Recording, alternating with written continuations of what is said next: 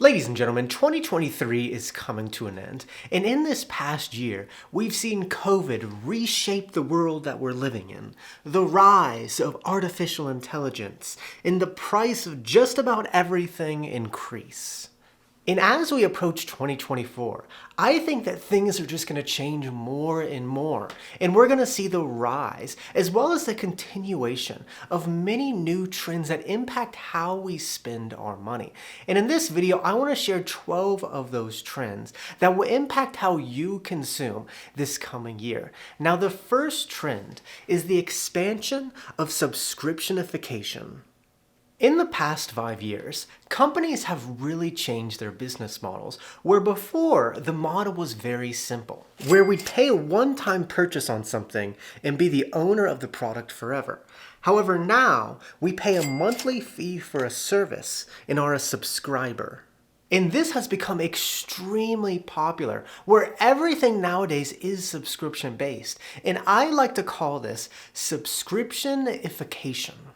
Try saying that 3 times fast. In 2024, ownership is going to become a thing of the past, and everything is going to become a subscription, like features of a car, delivery boxes, and even home appliances like our thermostat.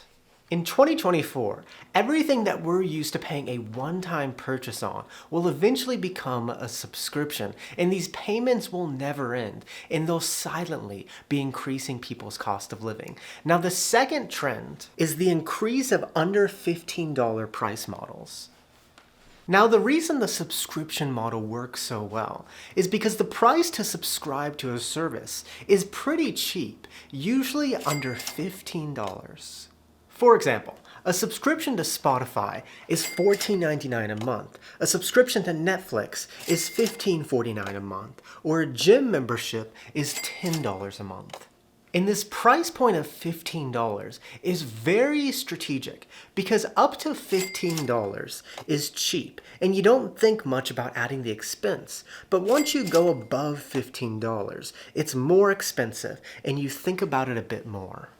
And what often happens is people take on so many of these cheap $15 subscriptions that it adds up to hundreds of dollars. I mean, the average person spends $273 a month on subscriptions. As we enter 2024, we will continue seeing these under $15 pricing models, and people will subscribe to so many services that their spending will increase, but they'll have no idea where it's coming from. Now, the third trend is the increase of the annual subscription price models.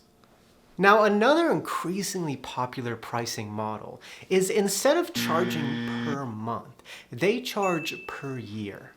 And this is becoming increasingly common among apps, where you'll pay a one-time yearly subscription to use the service. And this isn't an evil thing, but what often happens is we pay for this annual subscription, use the app for a month, and rarely use it again throughout the year. We pay for 12 months of something, but end up only using it 1 month of the year. And as we enter 2024, we're going to continue seeing these annual subscription pricing models where we pay a one-time fee and end up not using it that much. Now, the fourth trend is the increase of sneaky free trial non-refundable subscriptions. Alright, this is the last business model one, but it's truly fascinating to understand the rationale of these pricing models. And this next one I can almost guarantee has happened to you before, where a company will offer you a free trial period for 30 days to use their service. And the day the trial is over, it will automatically charge your card for the service. You completely forgot to cancel the subscription, and the day the trial ends, your card is charged for a yearly subscription fee. And when you call or email them trying to get a refund, they say, "Sorry, sir, we don't give refunds. It clearly states in our terms and conditions." You end up getting locked in because you forgot to cancel your free trial, and they don't give refunds according to their terms and conditions. And this is really the business model of many companies nowadays. Give a free trial and lock in the customer. And in 2024, we're going to continue seeing this trend of people getting locked in for a service that they don't necessarily want to pay for. Now, the fifth trend is more charismatic CEO personality cults. Another huge trend that has picked up in the last 10 years is what I like to call charismatic CEO personality cults. And of course you know what I'm talking about. Minimalist dressed CEO makes a dramatic entrance on the stage. The crowd goes wild and views him as a god, and consumers want to identify with the CEO. People are buying products nowadays, not necessarily because they love the product, but because they love the charismatic CEO that represents the product and they want to identify with that person. For example, if you buy a Tesla, you will automatically think about Elon Musk, who represents wealth, prestige, and innovation. Whereas if you buy a Toyota, you don't think about the CEO. You just think about the product being of quality, practicality, and durability. Let me piss off a select few of you. A Toyota is just a car. A Tesla is a personality type. There are all sorts of types of people that drive a Toyota, but there is only one type of person that drives a Tesla. And there's nothing bad about that. It's just the truth. And sometimes people can't handle the truth, ladies and gentlemen. But in 2024, we are going to continue seeing more of these charismatic CEO personality cults that get people to buy a product because they want to identify with the CEO. Now, the sixth trend is the expansion of tipflation. Back in the pre-COVID days, tipping was a very limited thing, where we would only tip the servers at a restaurant. However, once COVID started, tipping really started to expand, and now we're asked to tip at coffee shops, takeout restaurants, self-service restaurants, ice cream parlors, bakeries, and every other thing. Everyone is asking for a tip nowadays, and this increased expectation to tip everywhere is called tipflation. This is not a joke. The other day I was at this self-service food court where I placed the order myself on a tablet for a hamburger and fries, and at the end, the tablet asked me if I wanted to leave a tip. I didn't talk to anybody, but I was still asked to give a tip. I don't even know who that tip is going to. But as much as I like to think that tipping is going to eventually go away, I think in 2024, this tipflation is going to continue to expand. And there's going to be an expectation to tip at the grocery store, convenience stores, and maybe even the doctor's office. And this is going to increase people's spending by 20% and lower the expectation for a fair wage. And the seventh trend is more focus on aesthetics. I worked in the restaurant industry for 8 years, and one thing a manager told me about restaurants that I'll never forget is that the key to a successful restaurant has nothing to do with the food, but it's about having a comfortable environment and a friendly staff. If you just create a comfortable, friendly environment, people will come even if the food is mediocre. And as you see the direction that our society is going and all the gentrification that is going on, there is so much focus on the aesthetics and creating a comfortable environment. And people go to these places simply because the aesthetics are nice, and there's nothing wrong with this.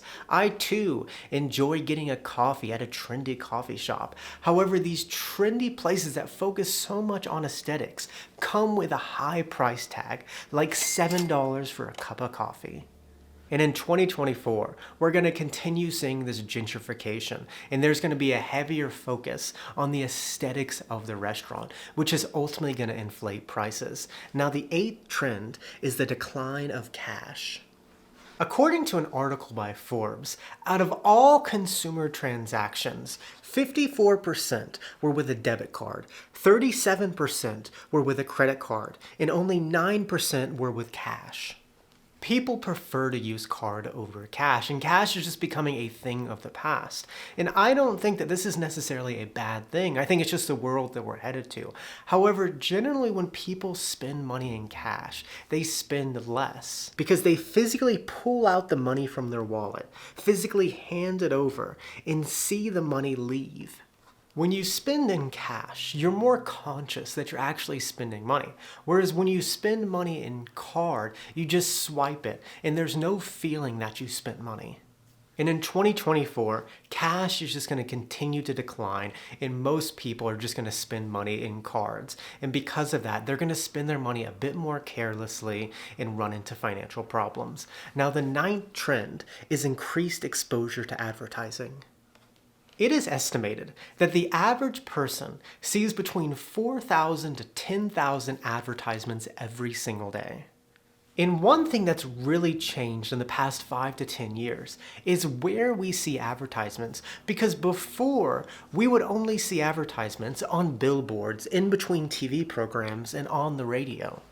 And since the rise of technology, companies have a lot more access to advertise to us in places that weren't possible 5 to 10 years ago, like in your kitchen, on your Amazon Alexa, or in your bedroom, giving you notifications on your phone, or as you're driving using Waze. Advertising is everywhere, and as we enter 2024, we will continue seeing advertisements in places that we didn't see before, which is going to cause people to spend more money. Now, the 10th trend is nudging reminders to spend. In addition to being more exposed to advertising, we're also being a bit more nudged to spend money. For example, Alexa will nudge you that you're almost out of toilet paper, or cars with smart technology will nudge you to get a routine service.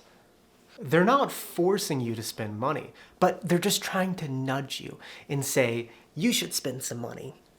And in 2024, products will nudge us more, reminding us to spend money or get something fixed, which will cause us to spend more money. Now, the 11th trend is greenwashing. Now, I hope that you care about the environment and you want future generations to enjoy things like trees, because believe it or not everybody cares about the environment. But I hope that you're doing things to lower your carbon footprint. However, companies often take advantage of this through something called greenwashing, which is providing misleading or false information about how a company's products are environmentally friendly.